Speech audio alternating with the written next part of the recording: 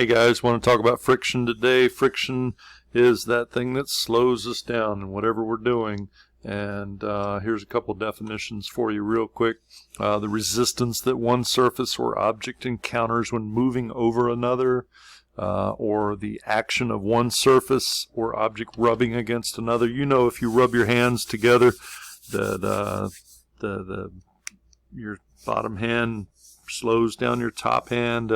If the tires on your car are moving and you put on the brakes, there's friction between the brake pads and the brake drum. There's friction between the tires and the road. You couldn't stop without friction. Interestingly enough, you couldn't really go without friction either. If you stepped on the ice and just started running, you just kind of do the Fred Flintstone thing, you know, and just run in place.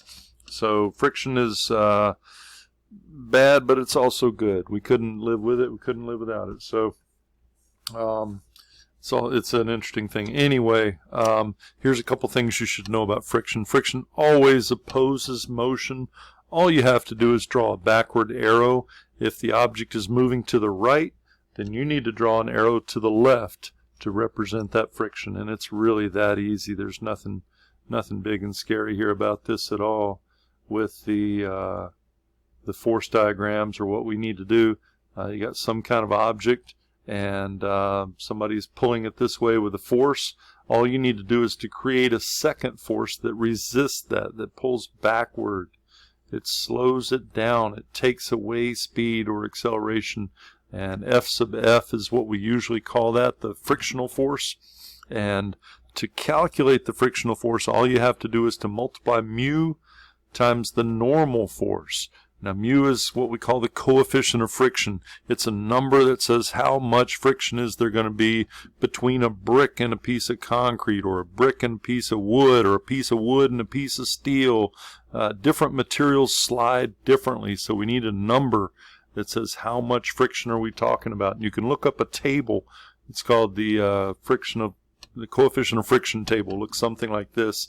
And whatever two materials you're dealing with, you look them up on the table and it'll tell you what the friction is. So for example, if you've got a piece of steel on a second piece of steel, that number that you want is 0.74. These numbers are recorded for you. There's one of these in your book.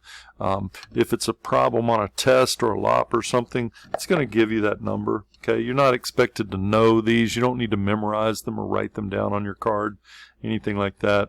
But some of these are pretty interesting. Tires are made out of rubber, so the rubber tire on your car, when you're going on concrete and it's dry, it hasn't rained, is about 1. But if it rains, the coefficient of friction goes down. You don't have as much friction. You don't have as much stopping power. Nobody in the city of Columbia seems to understand this. When it rains, you have to slow down because you're not going to stop the same way. All right, and it's due to this coefficient of friction. I don't know, there's some other ones on here. Here was steel on steel, for example, 0.74. Down here, metal on metal, if it's lubricated, if it's got oil, see how the coefficient of friction goes way down to 0.15? That's why we put oil in our car engines, right? Because it means there's less friction. That means there's less heat generated. When you rub your hands together, that friction generates heat between your hands. And that heat is bad in your engine. You need some of it. But if it gets too hot, things change size and break and melt and bad things happen. Okay? Voice of experience there. Okay, but anyway, those numbers that you see right there are the coefficients of friction. Now there's actually a second column here, and I need to tell you something about that. This is what we usually call the static coefficient of friction. Static meaning stationary, not moving. Okay? So everything in here, if you had two objects that were in contact, you needed to calculate the friction and they weren't moving, you would use this column, whereas this column is what we call the kinetic coefficient of friction. Kinetic means moving, mu sub k, mu sub s for static, k for kinetic or moving. So you just kind of look at your problem and say, it's moving. I need, waxed wood on wet snow. That'd be like skis, right? You wax the wood ski and put it on the snow. 0.14. If you're already moving, it's less friction. It's 0.1.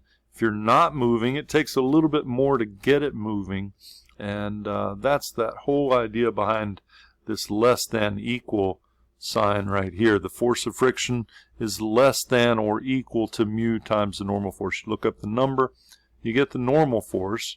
We know how to do that, right?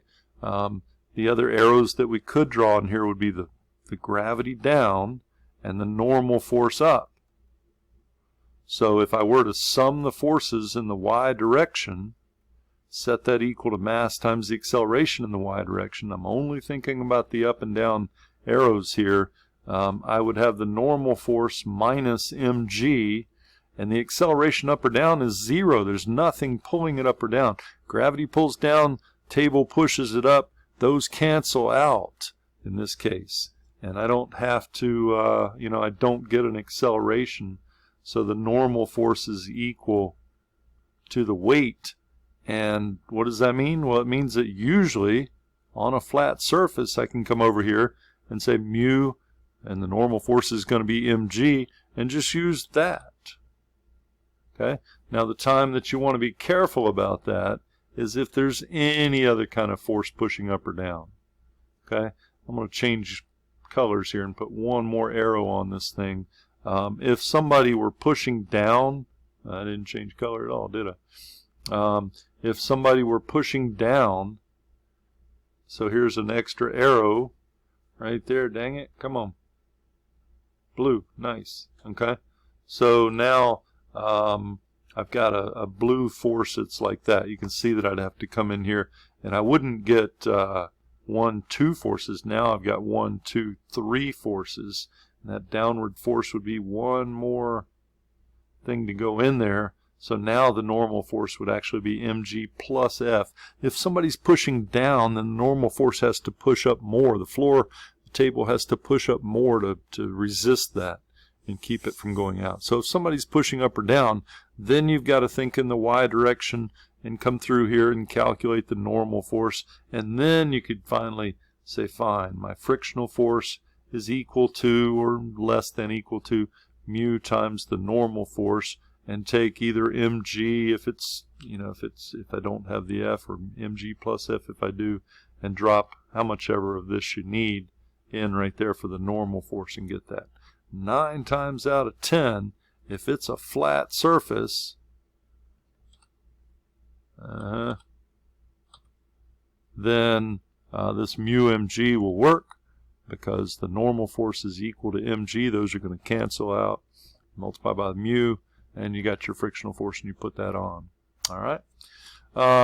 We saw these. We had that list of possible forces that we were thinking about, and every time there's a physics problem that has anything about force, if it says newtons, if it says something's pulling to the right or up or down, whatever, then you got to draw that free body diagram, right?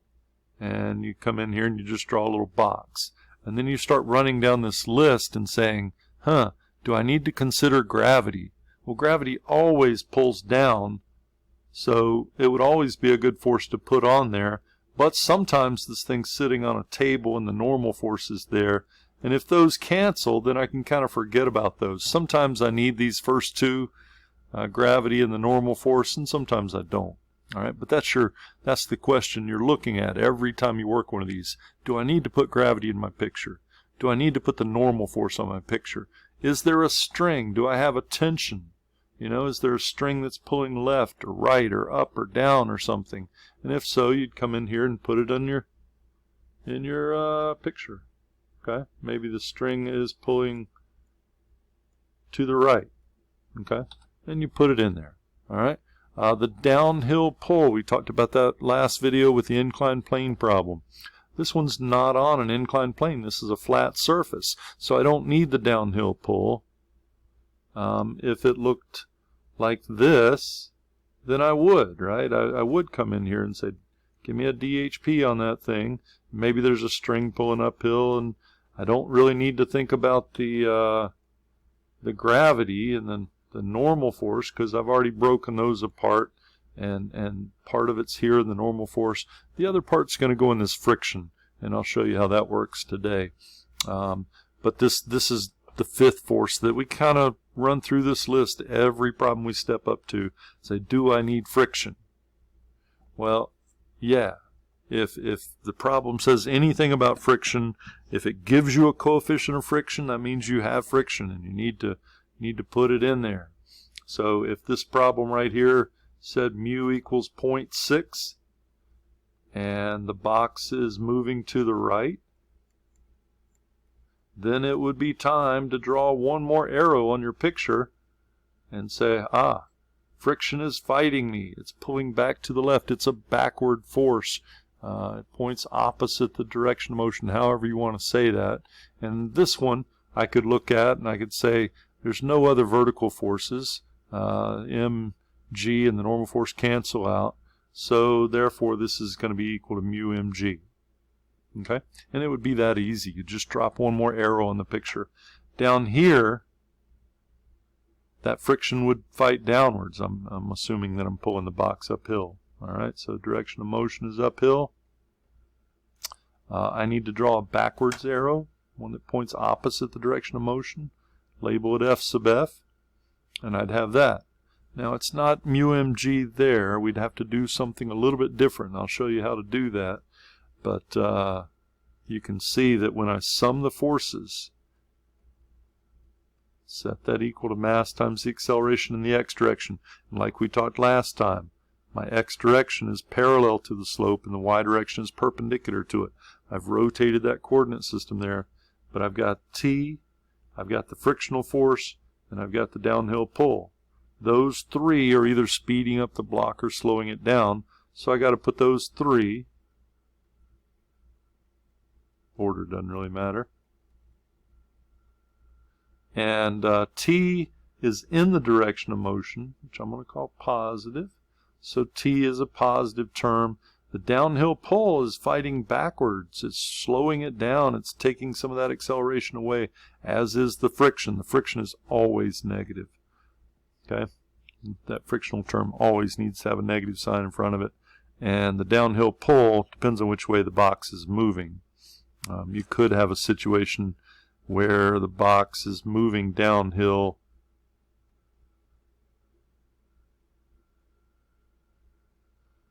Therefore, the downhill pull is helping it. It's speeding it up. It's adding.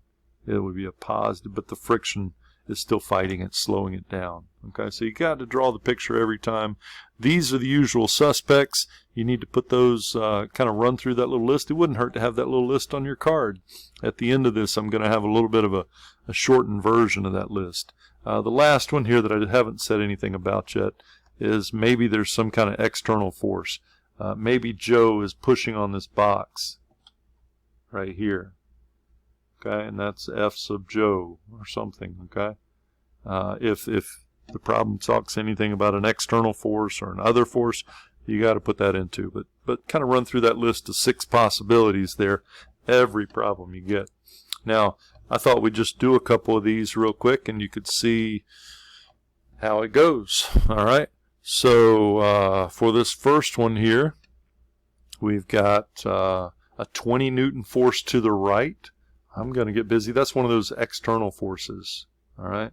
So I need to put that one on there. I'm going to call it F. That's 20 newtons. So I've gotten this guy taken care of right there. All right. There's a 4 kilogram mass. That's information about the box itself. So I'm going to label this M equals 4 kilograms, and we got that taken care of. And we'd like to find the acceleration if mu equals 0.3. As soon as you see anything about a coefficient of friction, that's a big red flag that says you need a frictional force on this thing, and it always points backwards. So I just add that one more arrow. Okay, and I don't know what happened to my Newton here. But all I have to do now is to come along and say the sum of the forces equals mass times acceleration. There's Newton's second law. That's still what we're doing. We're just putting one more term on there. All right. F is to the right. Friction is to the left, so I'll call it to the right positive. To the left is negative. They told us that this thing was being pulled to the right. So my direction of motion is to the right. And I need to call the direction of motion positive. Anything in the opposite direction negative. That's where that negative sign comes in right there. I look at this one, I say it's flat, nothing's pushing up or down on it. So I can just replace F sub F with mu mg. It would look like that. I'm looking for A. That's what I want right there. The acceleration. So if I divide through by m, then I would have my acceleration, and all I have to do is drop my numbers in now. I could say this is 20 newtons minus 0.3 times 4 kilograms times 9.8 meter per second squared divided by 4 kilograms. And that's going to be my acceleration. I'd like to know what that is. So I'm going to put this in. I'm going to put some parentheses or a bracket or something around the whole numerator just to make sure that all of that happens before I divide by 4. But it should look something like this. 20 minus 0.3 times 4 times 9.8. Close up your numerator and divide by 4. And I get 2.06. That's my acceleration on this thing. If you want to chase the units through, I've got newtons right here. There's a kilogram meter per second squared. That's a newton. So newtons on top divided by kilograms. And you remember that a newton is really a kilogram meter per second squared. And I've got that kilogram on the bottom. So the kilograms cancel. And I just have meter per second squared. I lost that little 2 right there. Didn't write properly. 2.06 meter per second squared would be the acceleration, and we're done. Okay, it's everything that we've done before, but you need to add that one more arrow and to take, to account for friction. Here's another one that is actually identical. Copy paste. Next, this one has a downward arrow. I think I meant to change horizontally to the right to an upward arrow there, but remember I was talking about if something had a upward or a downward arrow on it. So in this one right here, we're not, on the last one we pushed this way, but now this thing has got a push going down. So that's F right there. 20 newtons is that force. Looks like that. There's a 12-degree angle right there.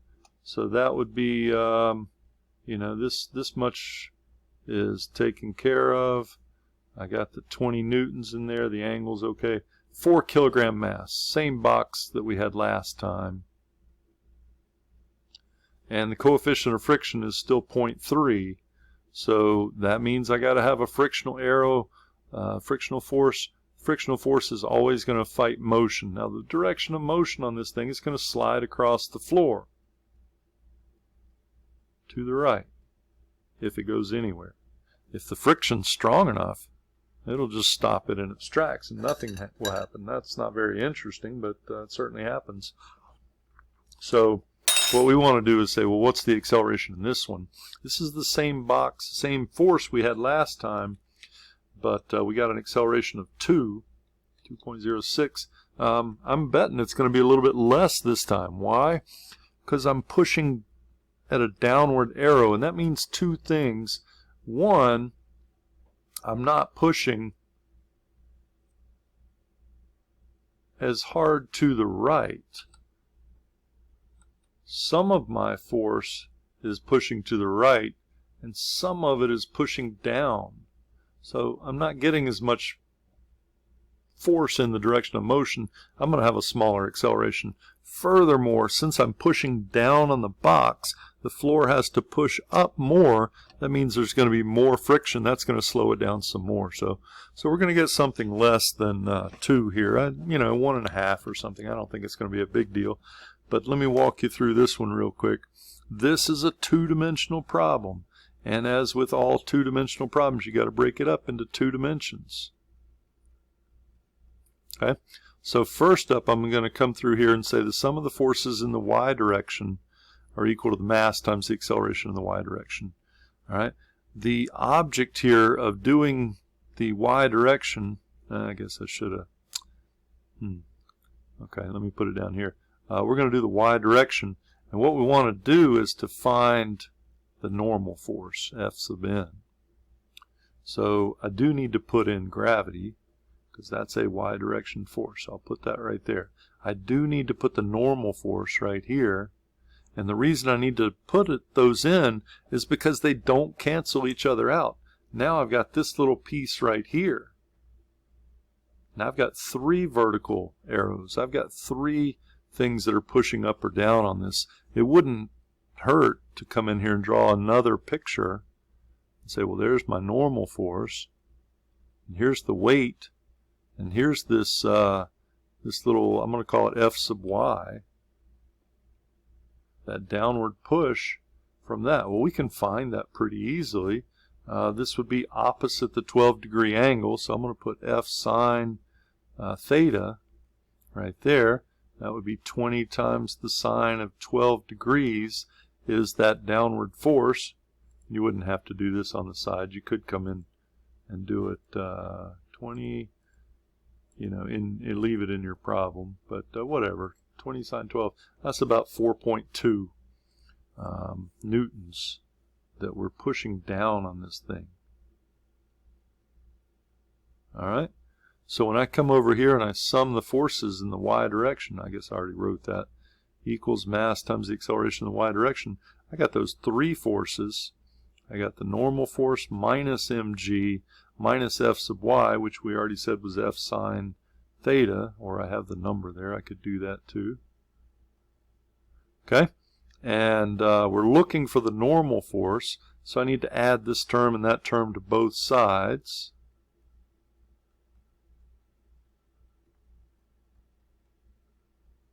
And it would look like that. I can throw away the acceleration. The acceleration in the y direction is 0. That box is not blasting up into the air. It's not sinking into the floor. The acceleration is 0, so that last term goes away.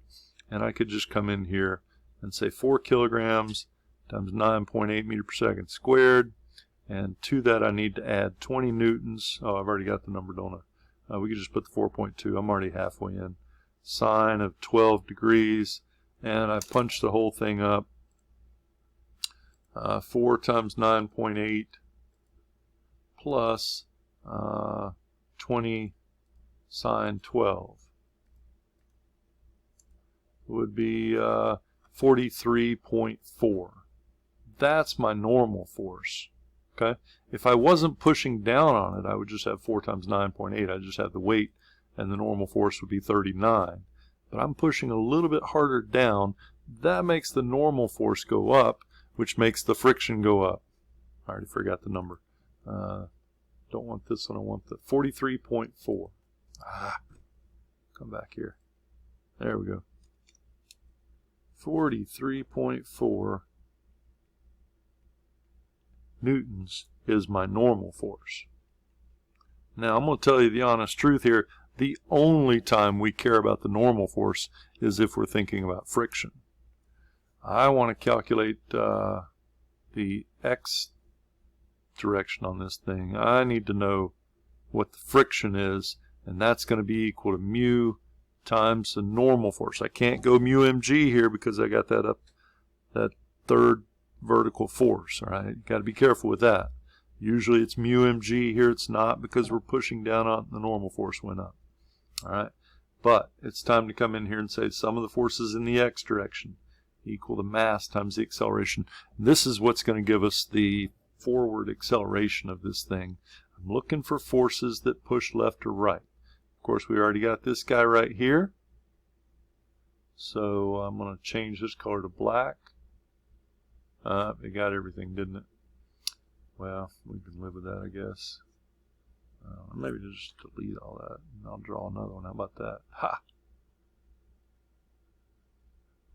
Or not. Okay? So there's that forward push that we're getting. It's not the whole 20. It's the adjacent. It's 20 times the cosine of 12 degrees. So that's an extra little complication there. And of course I got the friction. That's an X direction force. Those are the two that I have there. And if you want, by all means, knock yourself out. Say, here's my X direction forces. I got F cosine of theta, and I've got F sub F. Those are the two forces that work in the direction of motion, or in the X direction, or left or right, whatever you want to call that. Okay? So I'm going to put those down. F cosine theta minus F sub F equals mass times acceleration in the X direction. Of course, this is what we're looking for right there. And we need to make a couple little substitutions. I could come in here and say, let's leave all this alone, and say that frictional force is equal to mu times the normal force. And I just found the normal force, so we're going to bring that and drop it in right there when it comes time. That's equal to mass times the acceleration in the X direction. Can y'all live with me if I just go ahead and divide by m on both sides like that? I'm running out of room pretty fast here. But it's going to look something like that. F is going to be 20, the cosine of 12 degrees minus mu. Mu up top was 0.3. And the normal force we found was 43.4. I'm a little bit worried here that this might not move. But let's see what happens. 4 kilograms on the bottom. That's going to be our acceleration in the forward direction. So let's see what happens. Again, putting some parentheses around the whole numerator to make sure that all happens together. I got 20 cosine 12. Close up your cosine, don't forget that. Minus 0.3 times 43.4. Close up the numerator and then divide by 4. And 1.6. All right, we're still moving. Okay. I was afraid that 43.4 was going to be so big it was going to swamp the 20 cosine 12, but we're okay. 1.6 meters per second squared is that. If it had come up a negative number, that would suggest it's moving backwards, but there's nothing moving it backwards. The friction resists motion up to the point that it can. That's where that less than equal comes in right there. So the thing never moves backwards. If you get a negative acceleration, it just means that the friction is too strong and it's not allowing the box to move. Essentially the acceleration would be 0 at that point. I guess the exception to that would be if the box were already moving and then it could have a negative acceleration, meaning it were slowing down. That would be okay too. Okay, but anyway, that's that. I have a component in the y direction of the force. That means I got to struggle through this thing and find the normal force and then plug the normal force in over here and do that. We didn't have to do any of that right here. We said I don't have any vertical forces. Of course, we got gravity and the normal force, but they cancel out. There's not that third or fourth or 15th vertical force that's changing the normal force, so I don't have to worry about it. 9 times out of 10, you're just going to come in here and say mu mg on a flat surface. Okay? And you put that down. If you got the extra vertical component or vertical force, then you got to deal with this and go find the normal force and put it in. All right? Here's one where there's an upward angle. So this is essentially the exact same problem, except now my force is going up like that at a 12-degree angle. Friction's still fighting the motion. The direction of motion is this way. So I need an arrow that points opposite the direction of motion. That would be the normal force right there. So I got that. Do I need to go find the normal force here? Yes, I do, because I've got this the y component of that force. Here I'm lifting up on the box. And if I go looking at the y forces, I'd have the normal force. Oh,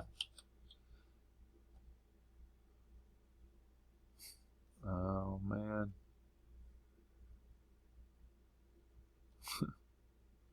Here's the normal force, and here's the weight, but now I've got that third arrow, so I got to come over here and sum the forces in the y direction equal to mass times the acceleration in the y direction, and I got the normal force, and I got I've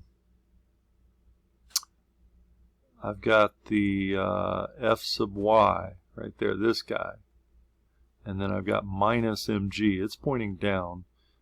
It's not, the box is not going up or down, so I'm going to put a 0 for the acceleration in the y direction right there. I'm looking for the normal force.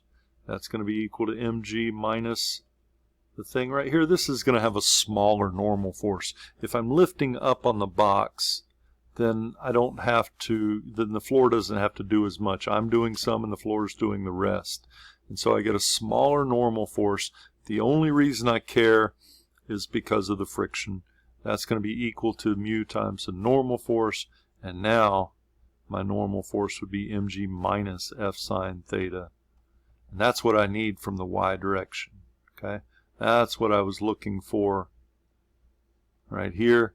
And the reason that I want that is when I come over here in the x direction and I say, great, what's going on left to right? Oh yeah, we got this. That shouldn't say f sub n, that should say f sub f, shouldn't it? Okay, I got that arrow, and I got this one right here, the x component of f. So when I sum the forces in the x direction, I'd say equal mass times the acceleration in the x direction. Those two blue arrows are staring me in the face, and I'd write this down, and then I would have f times the cosine of 12 degrees minus the frictional force, which is mu mg minus f sine theta, and that's all equal to mass times the acceleration. I'm looking for this, and you can go through and solve for that, but you see the difference? Before we had a plus right there when the force was downward. It changes the normal force, and I'm sorry, not right there, right here. And changes the normal force, which changes the friction. So sometimes you got to do that.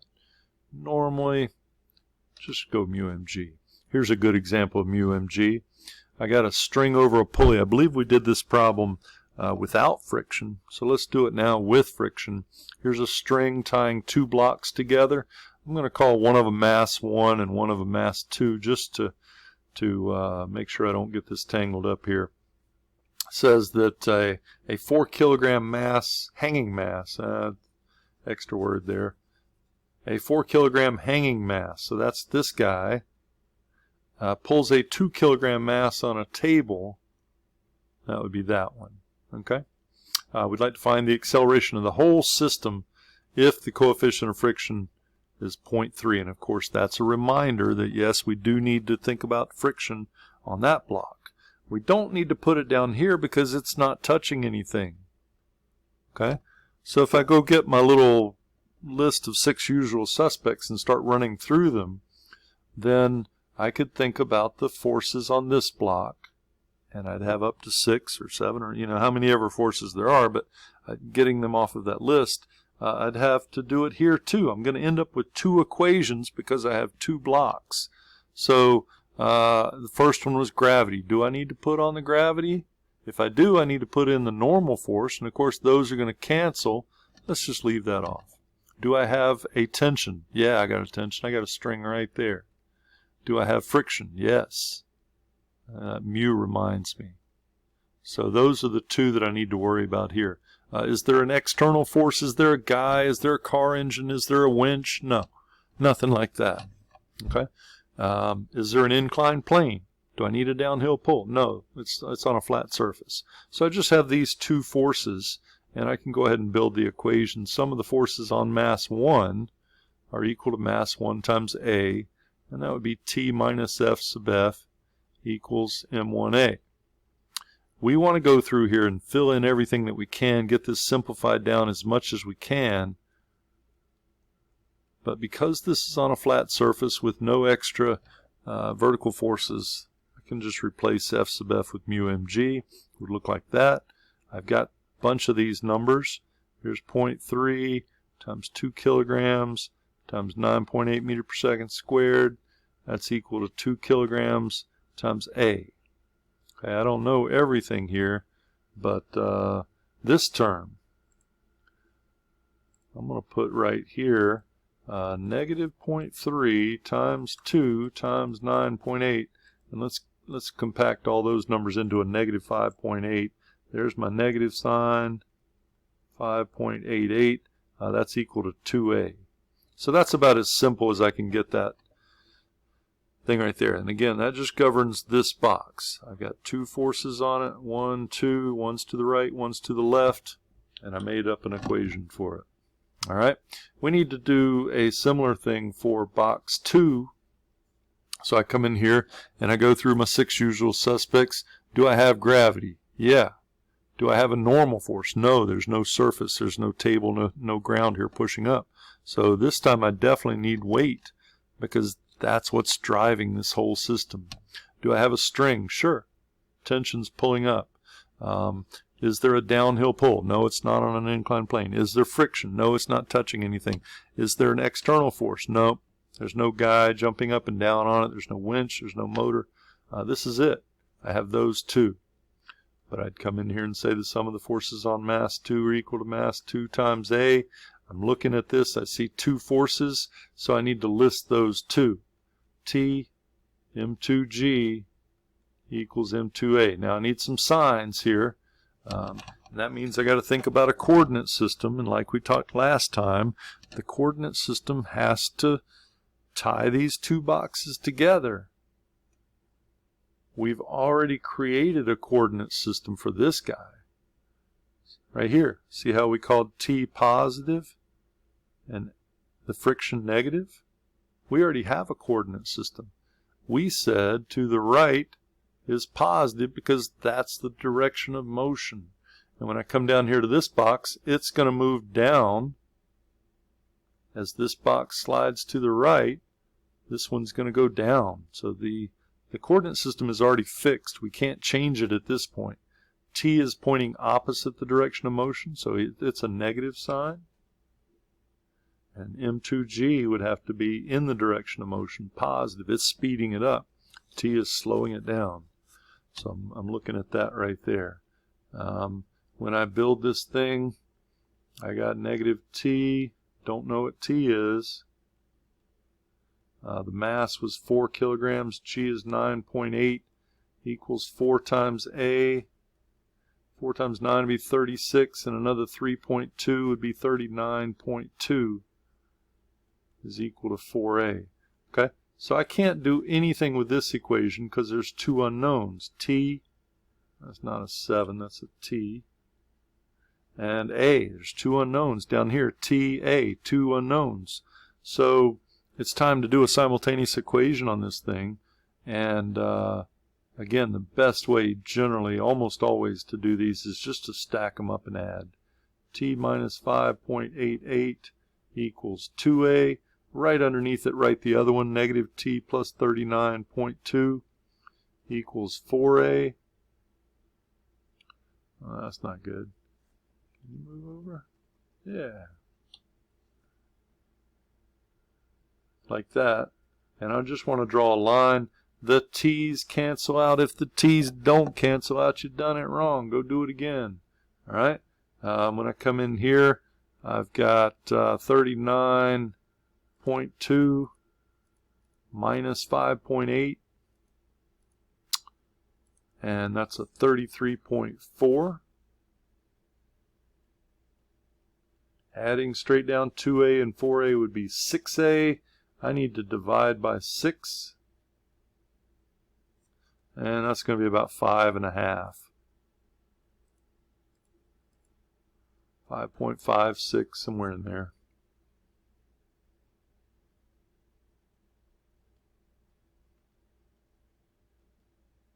Okay, that's my acceleration. There is one other thing that we could do here. We could find the tension in the string. That's pretty easy now that we know one of the answers. I could take that and I could plug it in right here, or I could take it down here to the other one, to that one, and plug it in for A. If you know A, pretty easy to find T. So whichever one looks better to you, whichever looks easier. I like that blue one because I don't have to change the sign of the T at the end. I don't have to deal with that negative sign. So I'm going to put it in the blue. Equals 2 times 5.56. Okay, and I'm up around 16-ish, I don't know, somewhere like that. So 2 times that last answer plus 5.88 would be 17.01. I'm going to just call it 17. That's the tension in the string. If I get a string that's not strong enough, it'll break. This box will fall. This one will just sit there and go, huh, what happened? All right, so sometimes you need to be able to design up a system that'll pull that without breaking the string, right? All right, here is a similar problem. This one we have an inclined plane. It's the same problem, same blocks. We got 4 kilograms down here, so I'll put mass 2 equals 4 kilograms, that hanging mass, mass 1. Doesn't matter which one you call mass 1 and mass 2, just make sure you get the masses. The 2 kilogram masses on the ramp, so that's important. It's a 20-degree ramp. That's important. That's theta. I got a coefficient of friction of 0.3. That's important. That's in the problem. I need that. So there's all 4 numbers that they gave me, and I do the same thing again. Every force diagram, you're just going to go through, say, give me all the forces, and I'll make a little picture, and then I'll build an equation from the picture. The direction of motion is going to be uphill. It says it pulls it up a ramp. Okay, so there's my direction of motion. Positive is uphill. If that one goes uphill, this one's going to go down. I've already got a coordinate system. I need to think about the forces. Do I need to worry about gravity here? Not really, because all the forces parallel to the surface, and I don't have anything pulling at an angle to that. All right, so I'm going to leave that out. What about the normal force? No, I only need the normal force for friction, and a little thing's going to happen here. So I'm going to leave out, we haven't done this yet, so I probably should do that. Let me slip over here to this empty page real quick and do one more thing with the inclined plane problem. Last time we said here was a block on an inclined plane. Gravity pulls straight down. The normal force pushes this way. Of course, we want the normal force so that we can find the friction. All right. But what we did was we used a rotated coordinate system that looked like this. Here was the x-axis, here was the y-axis, and that meant that that weight needed to get broken up into components. The normal force is in the y direction, but mg has an x and a y component, so I need to come in here and say this would be, oops, the other way, sorry, would be the y component of mg, and the x component of mg would go this way. And we said that there's some angle of inclination right there, theta, and that will always be this same angle right there, theta. That makes this side the opposite, so it's going to be mg sine theta. That little piece that points downhill is my downhill pull. All right, so we did that on the last video. But there's this component right here. This is the adjacent to that angle. So this would be mg cosine theta. We haven't done anything with that yet. Here's what we're going to do with it. I think about this box and the forces in the rotated y direction. I've got the normal force this way and mg cosine theta this way. So if I just sum the forces in the y direction, that's equal to mass times the acceleration in the y direction, and I've got the normal force minus mg cosine theta. There's only 2. 1, 2. One's up, one's down, and it's not going up or down. The acceleration is 0, so the normal force is equal to mg cosine theta. Why would I possibly care?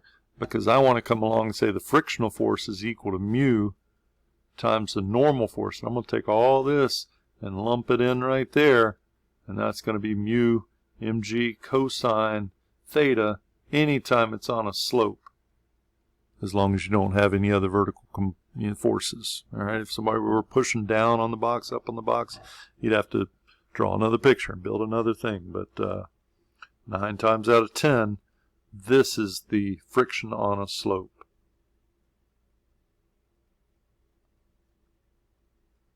Mu mg cosine theta. All right, so that's kind of handy right there. That's what we're going to use today on this problem that we were looking at a minute ago. Okay, so let's see, what did we say? We were talking about this guy. I don't need to put the gravity because I broke it into those two components and I'm already using it. I don't really need the normal force because I only use that to get the friction, and we just said the friction points backwards.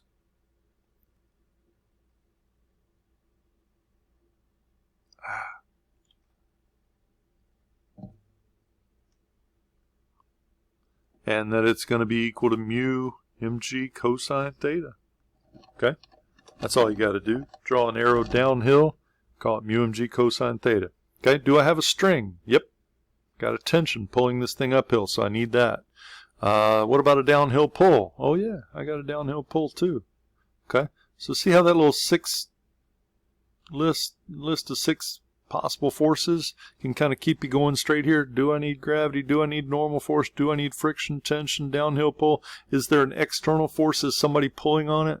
No, just the second box. All right, but as soon as you got that picture with the 3 arrows on it, now you can come along and build yourself an equation. Sum of the forces in the x direction equal mass times the acceleration in the x direction. And I got 1, 2, 3 forces like that. And I know what some of this mess is. This is going to get big and messy, but just play along here. The frictional force is mu m1g cosine theta.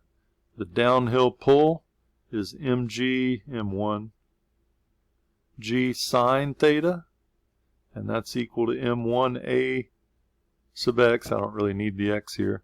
We can live without that. All right. Let's put in the numbers that we know. The coefficient of friction is 0.3. The mass is, let's see, on the ramp is 2, 9.8. Cosine of 20 degrees minus 2 times 9.8 sine of 20 degrees. And that's all equal to 2a. So what I want to do is to take all of these numbers right here and punch that up on my calculator. Get a single number and say t minus some number equals 2a. We want to cook this thing down, make it as simple as possible. Now you do have to be careful here. What people love to do is to start pushing buttons on the 0.3, but that misses that negative. I need this to be negative and I need that to be negative. So make sure you get those guys in there. I'm going to start negative 0.3 times 2 times 9.8 cosine 20. And please don't forget to close off your cosine. It started a parenthesis, you got to close it. Minus 2 times 9.8 sine 20. So that number in the middle that we're looking for is negative 12.2. So right here, negative 12.2. And that's my first equation. Okay? I can't solve it because it's got 2 unknowns, but we've built it. And we know what to do with it once we've got a second one. All right. The second one comes off the second box. I build one equation for the first box, one equation for the second box. And it's right here. Of course, gravity is an important player here. It needs to go in. I don't have a normal force. It's not touching. I don't have friction. I do have a tension. I do not have an incline plane or a downhill pull. And I don't have any external forces. So that's all I got. I already got a direction of motion and a coordinate system and all that. So the sum of the forces on box 2 should be equal mass times the acceleration of I'm sorry. Hang on. The sum of the forces on mass 2 should be equal to mass 2 times A. I got this kind of goofed up here. This should say the sum of the forces on mass 1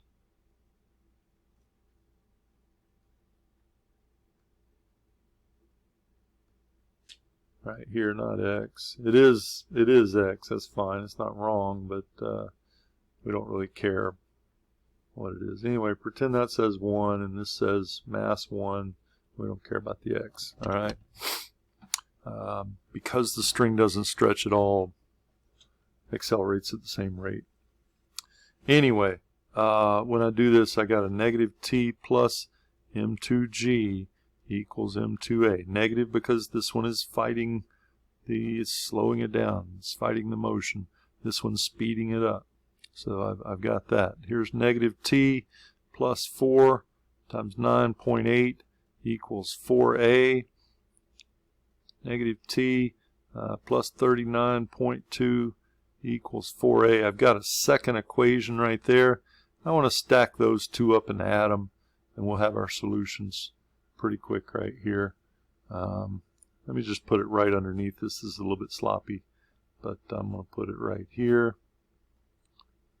And if it makes you happy, we'll draw a line there to kind of say, okay, we're separating that. The t's cancel. The t's better cancel, right? T minus t goes away. And I add straight down. So here I would have 39.2 minus 12.2. And get that. And then I need to divide by 2 plus 4 would be 6. And I did something terribly wrong there. I missed the decimal place, didn't I? 39.2 minus 12.2 equals that divided by 6 is 4.5. If you want the tension, you plug it back in. Okay? So we've got our answer there with that. All right.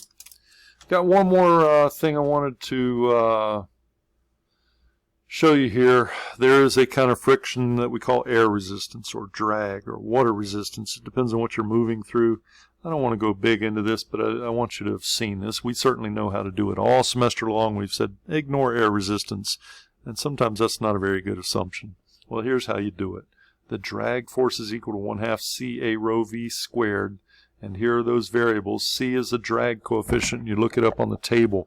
I got a picture of a skydiver falling here. See how he's all spread out? His shape determines how much drag there is.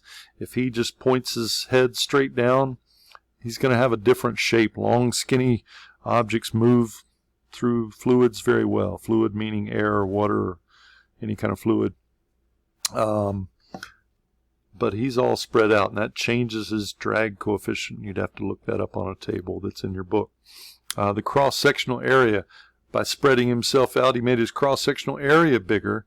That slows him down some more. It gives him more drag. The fluid density is important. If he's falling through air, that density is about 1.2 kilograms per cubic meter. If he's moving through water, it's 1,000 kilograms per cubic meter. So it's like 800 times harder to move through water than it is through air. For that reason, you got to push all those atoms out of your way, and you got, I don't know, 850 times more in water than you do in air. The velocity is an important factor here. The faster he goes, the more drag you get. When he first steps out of the plane, he's not really falling yet, so there's not a whole lot of drag. But as he speeds up, he's going to have more and more drag. All right. In the math video, in the modeling video, I kind of showed you this and how you're going to end up with a differential equation here. It's a second order nonlinear ordinary differential equation. Lots of fun. Okay. But that's kind of the situation there. Okay, so if you want to know how to do drag, there it is. I don't have a whole lot about it, but I do want you to know how to do it. Not for the test or anything, just to have seen it. Okay, here's that list one more time of possible forces. Kind of put these in red, and maybe you just want to put it like that on your card, maybe whatever. Gravity is always mg. The normal force is F sub n. Sometimes you got to calculate that. Sometimes it cancels out with this guy and you don't have to worry about it. Tension. If there's a string, put it on your diagram. If there's a hill, a ramp, an inclined plane, you need a downhill arrow that says mg sine theta on it. You need friction if there's a mu. Unless the problem says there's no friction or it's frictionless table or they don't give you anything, then they don't give you the value of mu, you can't do anything with it, right? So sometimes you can assume that it's frictionless. But it's going to be mu mg typically if it's on a flat surface, mu mg cosine theta on an inclined plane. And if it's got some other vertical forces going on, then you're going to have to calculate the normal force and from that calculate the frictional force. Of course, if you have external other forces. So there's that list one more time. Learn to draw the picture, learn to build the equation every time. They're all different, but they're all the same. It's that same process. You're always trying to build an equation from Newton's second law. You got to draw a picture to say which one of these 6 forces do I need to put in this time. It's almost like Lego blocks where you snap different stuff together and make something neat. Okay? It's not the same every time though. Alright? Not the same forces. Thanks. Have a good day. Best of everything. And let me know if I can do anything to help.